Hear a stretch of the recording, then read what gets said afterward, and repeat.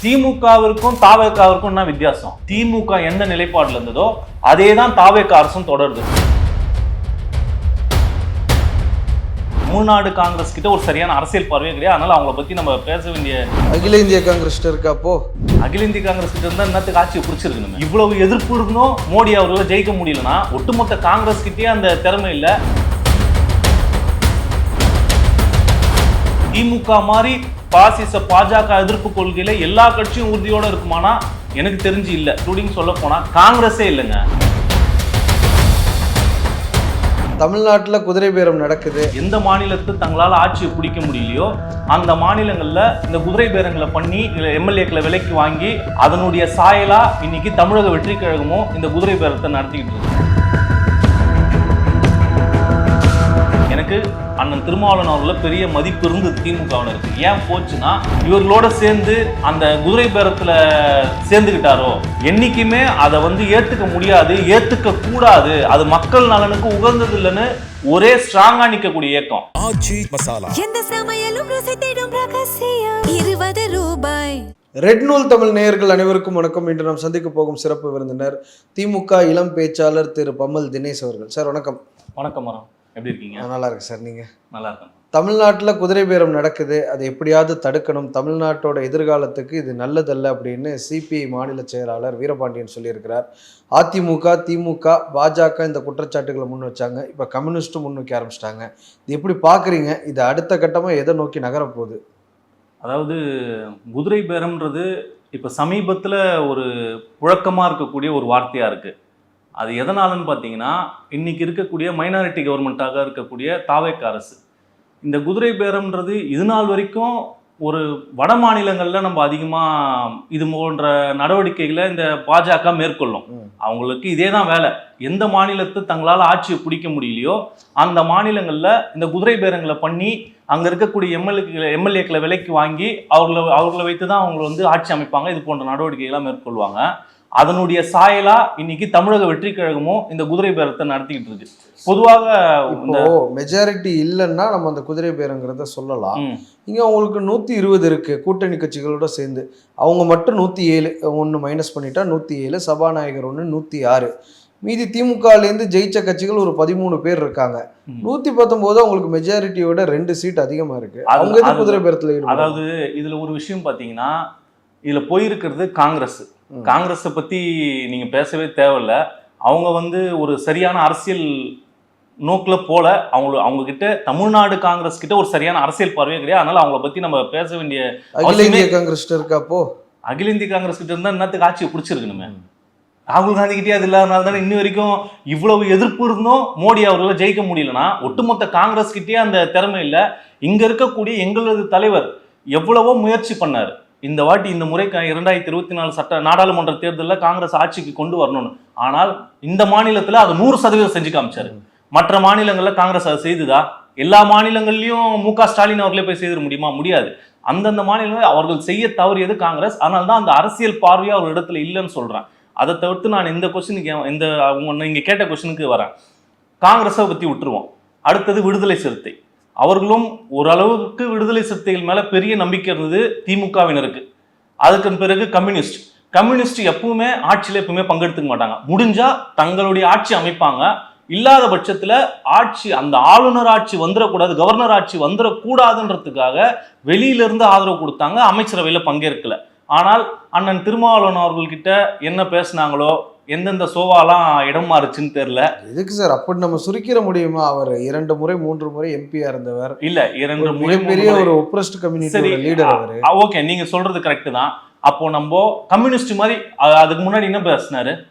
எந்த முடிவு நிலைப்பாடு என்னவோ அதுதான் என்னுடைய நிலைப்பாடுன்னு சொன்னவர் தானே. அதனால தானே தன்னுடைய செயற்குழு கூட்டத்தையே மாத்தி வச்சாரு. டேட்டு கம்யூனிஸ்ட் செயற்குழு கூட்டம் காலையில போடுறாங்க, அன்னைக்கு மாலை தானே வச்சாரு. அப்போ அதனாலதான் சொல்றேன், நான் ஆரம்பத்துல ஒரு வார்த்தை சொன்னேன். எனக்கு அண்ணன் திருமாவளவன் அவர்கள பெரிய மதிப்பு இருந்தது திமுகவினருக்கு. ஏன் போச்சுன்னா அண்ணன் அவர்களும் இவர்களோட சேர்ந்து அந்த குதிரை பேரத்துல சேர்ந்துகிட்டாரோ அந்த மாதிரி எண்ணங்கள் தானே எங்களுக்கு தோணும். ஒரு அமைச்சரவையில இடம் கொடுத்துட்டாங்க. திமுக ஆட்சியில இருக்கு. திமுக ஆட்சியில இருக்கும்போது உங்களுடைய கோரிக்கைகள்லாம் வலுவா எடுத்து சொல்றீங்க. நடக்கக்கூடிய பிரச்சனைகள்லாம் எதிர்கருத்து சொல்றீங்க. இன்னைக்கு அவர் பேசி எத்தனை நாள் ஆகுது? அண்ணன் திருமாவளவன் அவர்கள் இந்த அரசுக்கு தாவேக அரசு எல்லாமே சரியா நடக்குதா? ஒரு இல்ல சார், விமர்சனம் பண்ண வேண்டிய விஷயத்துல விமர்சனம் பண்றாங்க. இல்ல எந்த சட்டமன்றத்துல இவர் முதலமைச்சர் அப்பாவை காணா அப்படின்னு பேசும் பொழுது கண்டன குரல் யார்கிட்டேருந்து வருதுன்னா திருமாவளவன் அவர்கள்ட்டேருந்து வருது. பொதுக்கூட்டத்தில் கூட பேசக்கூடாத ஒரு வார்த்தைகளை சட்டமன்றத்தில் முதலமைச்சர் பேசுகிறாருன்னு அவர் தான் கண்டிக்கிறாரு. அதன் பிறகு வந்தே மாதரம் உள்ளிட்ட விஷயங்களில் வந்து ஒன்றிய அரசு சொல்கிறதெல்லாம் நீங்கள் ஏற்கக்கூடாது அப்படிங்கிற ஒரு விஷயத்தையும் அவர் சொல்கிறாரு. சுட்டி காட்ட வேண்டிய விஷயத்தில் சுட்டி காமிக்கிறார். எம்எல்ஏக்களை வாங்காதீங்கிறாங்க. அதுக்கு மேலே ஆளுங்கட்சியிலேருந்து வர்றவங்களை சேர்த்துக்கிட்டாங்கன்னா அதுக்கு அவர் என்ன பண்ண முடியுங்கிற ஒரு கேள்வி. அதாவது நீங்கள் சொல்கிறீங்கல்ல, அவர்களிடத்துல நான் சொன்னேன்ல மைனாரிட்டி கவர்மெண்ட்டுன்னு சொல்லிட்டு ஸ்ட்ரிக்டாக பேசலாமா? அவரால் முடியும்ல. இல்லைன்னா நாங்கள் வந்து அவருடைய ஒரே கொள்கை என்ன சொன்னாரு, பிஜேபி பாஜக எதிர்கொள்கையில இருக்கக்கூடிய யாரை வேணா நாங்க கூட இருப்போம் அப்படின்னு தானே சொன்னாரு. அப்ப இவங்க அப்படி இல்லையே, ஜல்ஜீவன் திட்டத்துல கையெழுத்து போட்டாங்க. இருக்கக்கூடிய இப்போ அந்த அந்த திட்ட மகாத்மா காந்தி ஊரக வேலைவாய்ப்பு திட்டத்தை பேர் மாத்திட்டாங்க. அதுக்கு 5000 கோடி நமக்கு செலவாக போகுது, அதையும் ஏத்துக்கிட்டாங்க. இதற்கெல்லாம் நான் அவரு ஒரு கண்டன அறிக்கை கொடுத்துருக்கலாமே. இது போல தொடர்ச்சி நடந்ததுன்னா ஆட்சியிலிருந்து நாங்கள் விலகுவோம், இந்த அரசுக்கு ஆதரவு அளிப்பதிலிருந்து விலகுவோம் சொல்லுவாரா? அப்படி சொன்னா நாங்களும் மதிப்போம். கம்யூனிஸ்ட் அந்த நிலைப்பாட்டில் தானே இருக்காங்க. என்னைக்கா இருந்தாலும் இதெல்லாம் செய்யக்கூடாது. ஏன் அவங்க ஆட்சி அதிகாரத்துல பங்கெடுத்துக்கல? இதனாலதான் என்னைக்கு வேண்டுமானாலும் நம்ம இவர்களுடைய நிலை வந்து தெரியாது. திமுக மாதிரி பாசிச பாஜக எதிர்ப்பு கொள்கையில எல்லா கட்சியும் உறுதியோட இருக்குமானா எனக்கு தெரிஞ்சு இல்ல. திமுக தவிர்த்து மற்ற எந்த கட்சிகளுமே இப்போதைக்கு பாஜக எதிர்க்கக்கூடிய நிலைப்பாட்டுல இல்லை. இன்க்ளூடிங் சொல்ல போனா காங்கிரஸே இல்லைங்க சார். நீங்க பிபிஜி ராம்ஜி திட்டத்தை பத்தி சொல்றீங்க. மாணிக்கம் தாக்கூர் சொல்றாரு, நான் அமைச்சர் ஆனந்த் கிட்ட ஃபோன் பண்ணி பேசினேன், அவர் சொல்லிட்டாரு நிதி அப்பதான் வரும், இல்லாட்டி நிதியை நிறுத்தி வச்சிருவோம்னு சொல்லிட்டாங்க, அதனால இதை ஏற்கிறத தவிர ஒரு வழி இல்ல அப்படின்னு ஒரு விளக்கத்தை கொடுத்தா சொல்றாங்க. சரி, இதே மாதிரி நாளைக்கு வந்து பிஎம் ஸ்ரீ திட்டத்தை ஏத்துக்கிட்டு அப்பதான் நிதி வரும்னு சொன்னா ஒத்துப்பீங்களா? சொல்லுங்க. இதே மாதிரி நாளைக்கு வந்து பொது சிவில் சட்டம் வரும்போது அதை ஏத்துக்கிட்டு இதை ஒத்துக்கிட்டாதான் நிதி வரும்னு சொல்லுவீங்களா? இப்படி சொன்னா நான் திமுக அதை செஞ்சுட்டு போயிருக்கலாமே. இல்ல சார், அமைச்சர் சொல்றாரு என்னன்னா அதிமுக திமுக சேர்ந்து ஆட்சி அமைக்க முயற்சி பண்றாங்க, இப்ப வரைக்கும் முயற்சி பண்றாங்க. அதை பிடிக்காம ரெண்டு தலைமையும் பிடிக்காம அதிமுகல இருந்து சில எம்எல்ஏக்கள் வர்றாங்க, ரிசைன் பண்ணிட்டோம்னா அதுல என்ன தவறு இருக்குன்னு அவரு கேட்கிறாருல. அதான் சார், நான் ரொம்ப டீசெண்டா பேசணும்னு நினைக்கிறேன். முதலமைச்சர் மாதிரி பேசினா நல்லா வாயில வந்துரும், அப்படிதான் பேசணும். அதுவே நம்ம ஏற்கல. ஏன் சொல்றேன்னா திமுக கிட்ட இருக்கிற எம்எல்ஏ எத்தனை பேரு?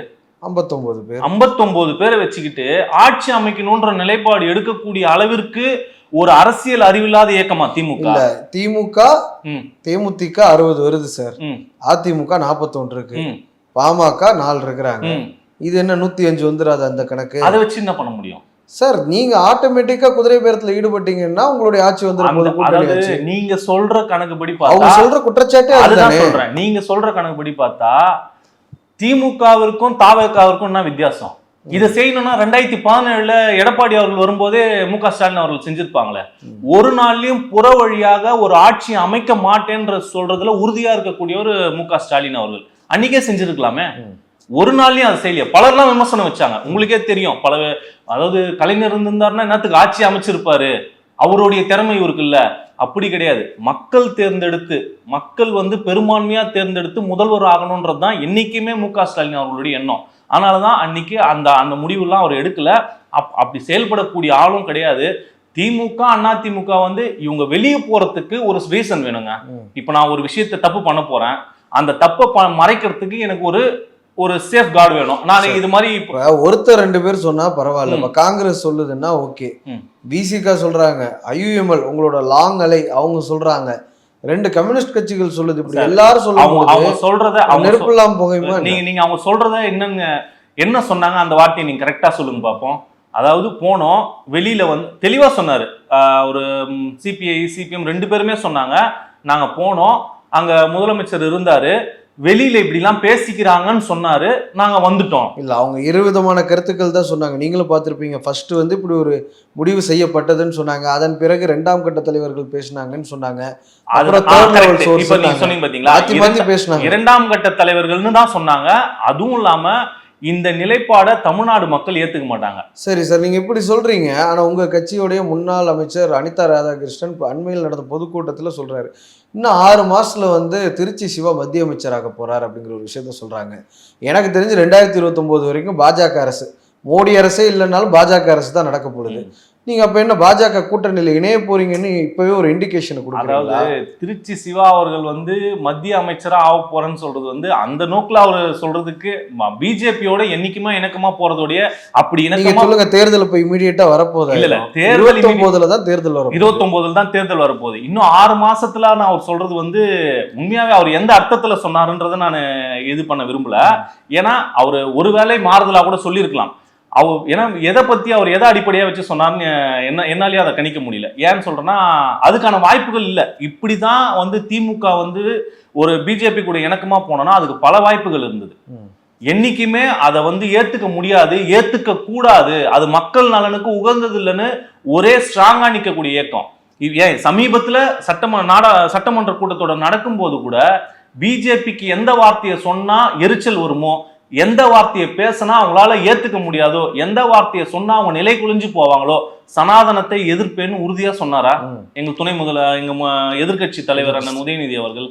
அதுல உறுதியா தானே இருக்கிறோம்.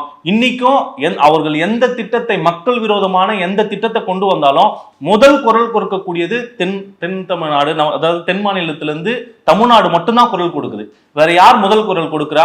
டெல்லிக்கு அவுட் ஆஃப் கண்ட்ரோல் தான், டெல்லிக்கு அவுட் ஆஃப் கண்ட்ரோல் தான் தமிழ்நாடுன்னு உறுதியான நிலைப்பாட்டுல இருந்தவரு அனிதா ராதாகிருஷ்ணன். இப்படி ஒரு இது வந்து நீங்க விளக்கம் கொடுக்குறீங்க. இன்னொன்னு சொல்றாரு, இன்னும் 6 மாதத்துல வந்து முத்துவேல் கருணாநிதி ஸ்டாலின் முதலமைச்சரா இருப்பார், கட்சி பணிகளை வந்து உதயநிதி ஸ்டாலின் எதிர்கட்சி தலைவர் பார்த்துப்பார் அப்படின்னு சொல்றாருன்னா ஏதோ ஒண்ணு உங்களுக்கு அனுகூலம் பாஜக மூலமா கிடைக்க போகுது. அதுதான் சொல்ல, அதுக்கும் நான் சொல்றேன் பாருங்க.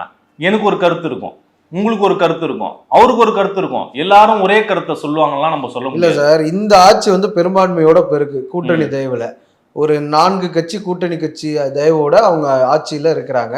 ஒரு 6 மாசம் வரைக்கும் நம்பிக்கை இல்லா தீர்மானம் நீங்க கொண்டு வர முடியாது. அதன் பிறகும் பிசிக கம்யூனிஸ்ட்ல என்ன சொல்லிட்டாங்கன்னா, எங்களுக்கு முரண்பாடான விஷயங்களை அவங்க பண்ணாலுமே ஆட்சியை கவிழ்க்கிற சூழல்ல நாங்க கொண்டு வர மாட்டோம்னு சொல்லிட்டாங்க.